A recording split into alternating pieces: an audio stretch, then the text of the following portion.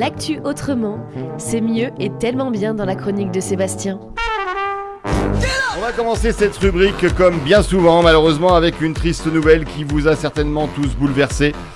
Christine Boutin se retire de la politique, je sais, ça vous attriste. Moi, ça me terrifie, m'amuse, mon inspiratrice. Bah oui. Ouais.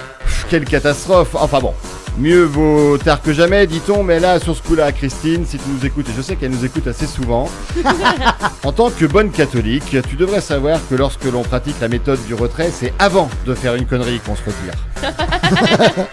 Restons dans la politique. Après la réduction des APL, la hausse de la CSG, la suppression de l'ISF, la réduction des prélèvements sur les stocks options, les réductions des prélèvements et des impôts sur les sociétés, il semblerait que les macronistes qui se disaient de gauche commencent à sentir une douleur anale de plus en plus profonde.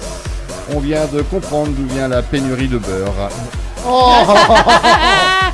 Ah oui, là je pense que là ils ont mal au cul quand même. Alors justement, Stéphane Bern, qui, je vous le rappelle, est chargé par Emmanuel Macron de recenser le patrimoine en péril et de trouver des moyens de le restaurer. Donc il a estimé qu'il fallait faire payer l'entrée dans les cathédrales. Alors pourquoi pas ? Mais conseil, il gagnera encore plus s'il fait aussi payer aux prêtres l'entrée dans les enfants de chœur. Oh. Ah ça va rapporter de l'argent à l'État, il n'y a rien à dire. Éducation, dans le cadre de la réforme du bac, le gouvernement envisage la suppression des bacs série S et L. Nadine Morano espère qu'ils continueront au moins les XL pour ranger les gros trucs.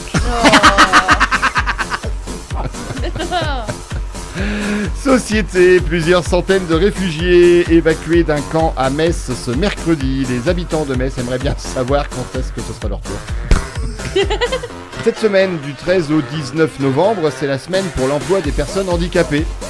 L'occasion de rappeler l'obligation pour les entreprises d'employer 6% de personnes handicapées. Alors, une entreprise toutefois fait exception, c'est la chaîne Énergie 12, à qui on demande d'employer 6% de personnes valides. Allez, tiens, info locale cette fois.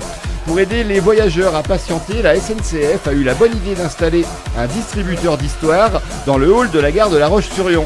Alors fallait pas se donner tous mal, des distributeurs d'histoire, il y en a plein qui servent à rien à la mairie. Technologie, la société TechEver propose de contrôler un drone par l'esprit et à distance grâce à une interface cerveau-ordinateur. Alors faut juste éviter de tester ça sur Nadine Morano parce que je crains que ce soit le drone qui fasse voler Morano. Allez, espace. Une station spatiale chinoise hors de contrôle va bientôt s'écraser sur Terre. Alors c'est prévu pour fin 2017, début 2018. Vous pouvez commencer à flipper.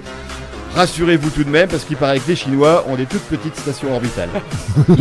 Fallait pas le dire en podcast quand vous voulez sur urban-radio.com.